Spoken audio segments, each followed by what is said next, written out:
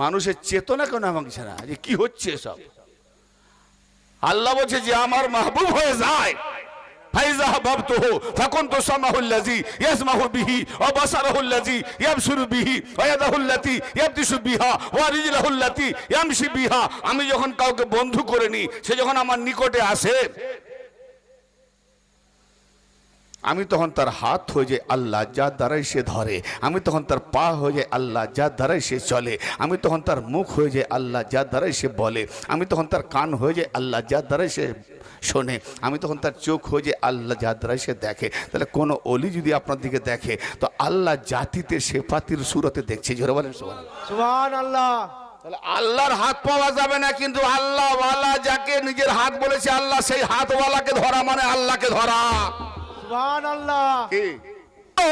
আল্লাহর বানানো জান্নাত জাহান্নাম বাগনে